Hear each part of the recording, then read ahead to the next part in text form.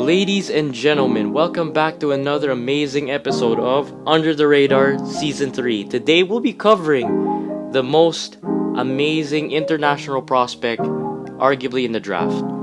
Now, Josh Giddey is from Australia, 6'8" point guard, 6'7.5" wingspan, and the guy can play basketball. Now, what makes him different than other point guards, Ari? Like, we get it that he's 6'8", he's the same height as Cade Cunningham, but he's not as athletic as Cade Cunningham, who can posterize people on demand. I'm like, there's two different types of point guards. There's normal and good point guards that you actually need in the team, and then you have them highlight good people. And I categorize Josh Giddey as the people that you need, and then of course I categorize Cade Cunningham as the highlight but we need people. Alright? Josh Giddey, what makes him different than normal guards that I've seen around the world is typically he's actually a pass-first point guard. Normally I see that stuff in Europe, Argentina, Brazil, Germany, France, England, and Spain. But actually, he's an Australian. He's actually Australian. Now, Josh Giddey had his own humble beginnings. Yes, he was a highly sought-out basketball player, most especially in high school in Australia. But his objective a couple years back was just to get into a state basketball team. And state basketball in Australia is like kind of sort of bragging rights between states. Like, oh, look at our state now, we're better than you in basketball because we have better players that come from us, kind of bragging rights. Now, Josh Giddey's dream during that time was just to get into the state team. And he was being a bit discouraged because he previously failed 3 times. Now, the camp is called the East Coast Challenge, which is basically a pro-am kind of NBA draft combine. It's not an NBA draft combine, it's basically like for high school players. Like if you want to get in to the state basketball team and you want to compete against some of the best athletes around Australia, this is the best. Now, it's called the East Coast Challenge. I'm sure the West Coast Australia, South, East, I'm not actually well versed in terms of the high school basketball scene in Australia, but comment down below so we can learn together. Now, the supposed camp was called the East Coast Challenge. Giddey was one of 60 young high school ballers from Victoria, New South Wales, and South Australia to get in a state basketball team.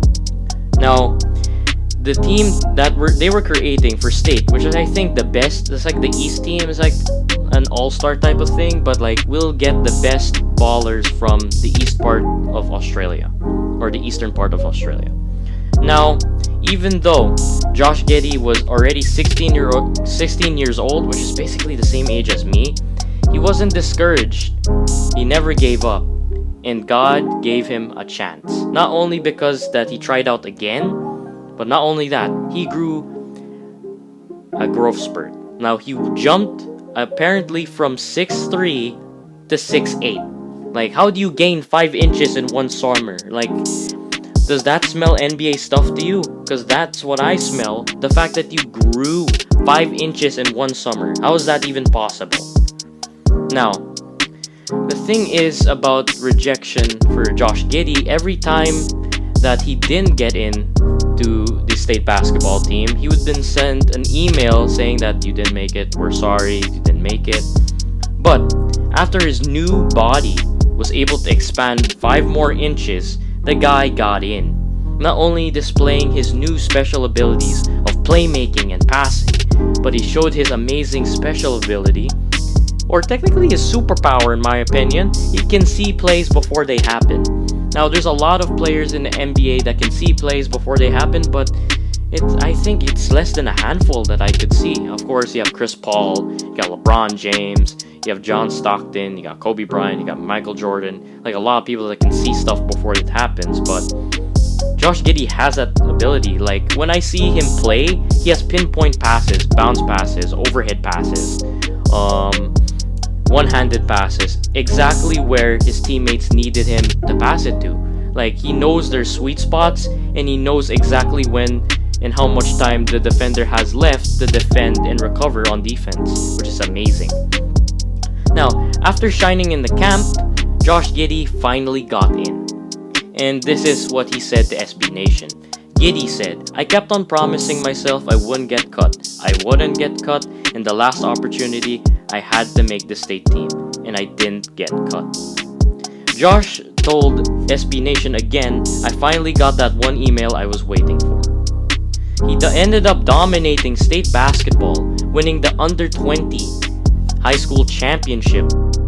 He ended up playing for Victoria, defeating Queensland, I think just by a couple points. Wow. And by the way, the player on the other side playing for Queensland was, I think, a highly sought out prospect also in high school.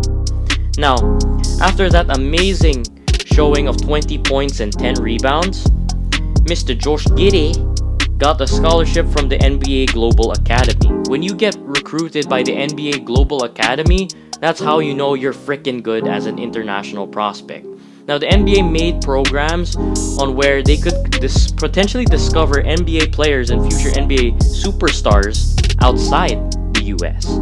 And the NBA Global Academy is a way that they could, sharpen those kids' skills and potentially make them into amazing professional basketball players. Now, we've seen such a high rise and such a big evolution in international basketball, most especially in Australia, in Europe, most especially with Luka Doncic, Nikola Jokic, and then of course Africa with Siakam, Embiid, Luke Mbamute, and then of course Australia with LaMelo Ball, Josh Giddey, RJ Hampton, Terry Armstrong, Terrence Ferguson, Joe Ingles, Patty Mills, Matthew Dellavedova. Like, so much international players are starting to get into the NBA scene.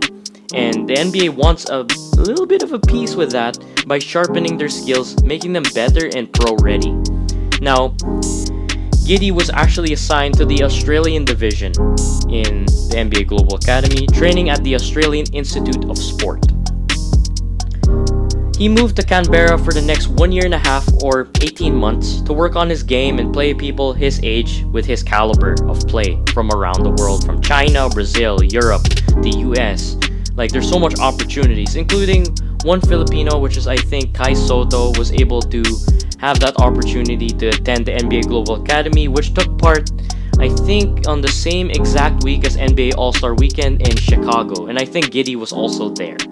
And the people that were there, of course, were international NBA players. So Taco Fall attended it.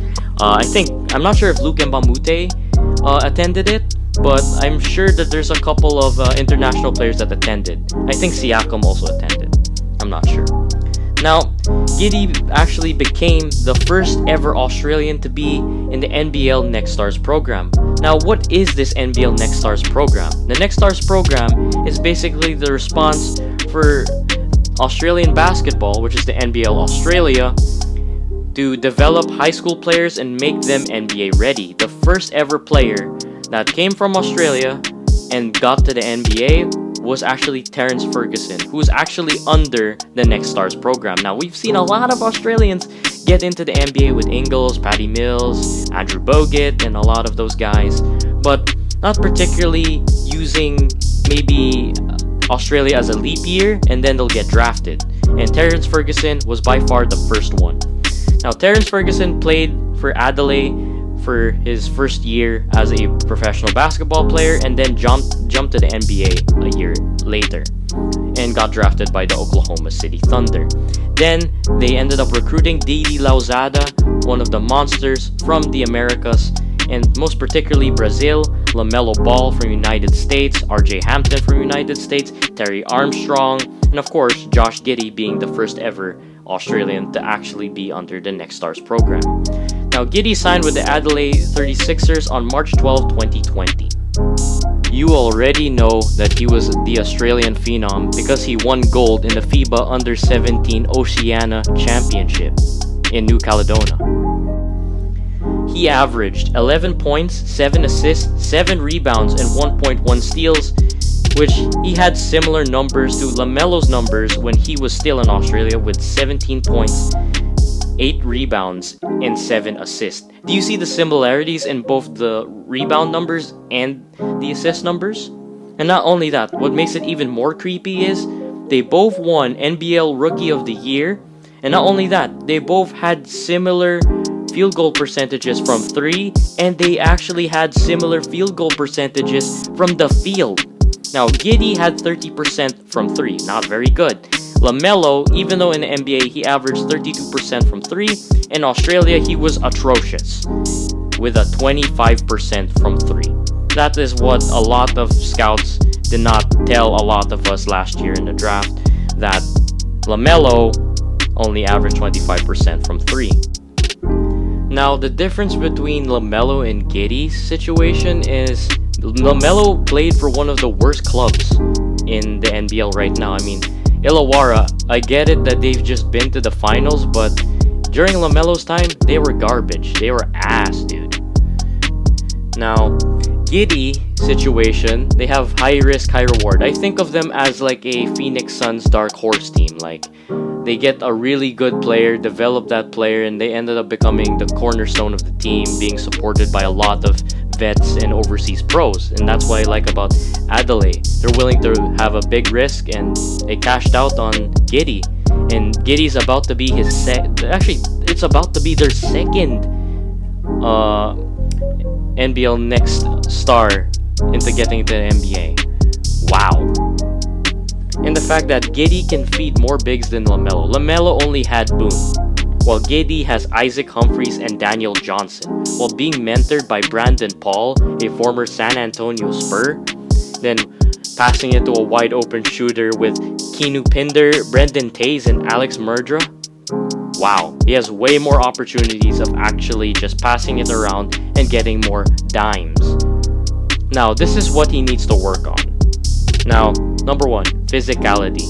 Because I noticed in some stretches in the games when I watched Adelaide, is they have a good system around Giddey. It's just that Giddey looks lost if he's posting up against bigger guys. And it's important that he does not panic. I don't see him panic, but he looks lost when he's in the paint. Because I know that's not his job, but it's important for you to be everywhere in the game. Not only just shooting 15-footers, you need to finish around the rim. Yes, he can finish around the rim very well, but he needs to finish and post up confidently. I mean, the guy is 6'8". He might battle against people like Kyle Lowry who would make him work in the paint to get his buckets. Now, he needs to work on his shooting consistency. Can you please make that 3-point percentage from 30 to at least 32, please, in the NBA? That will be very amazing for him. And next, gain weight. Alright, I know you're 210, but you're 6'8", buddy. You're supposed to be a small forward in the NBA. But nope, you trolled everybody and decided to be a point guard. Now, next, he needs to develop his defensive recovery. Because to me, defensive recovery is one of the most important assets of basketball. Because if you cannot recover on defense, the other team will end up scoring. And what happens? The increased chances of you and your team of losing. So, ladies and gentlemen, my prediction is this guy gets drafted in the first round. Watch the top 10 pick. I'm not saying he's a top 10 pick, but he could go there and around 10 and below. That's what I see him as, a 10th pick and below. Alright, now scouts are actually projecting him as the 10th pick all the way to the 22nd. So I'm following them on that note. So if you, ladies and gentlemen, love today's video, hit that like button, hit that subscribe button to join the family, and I shall see you all next week. Bye bye.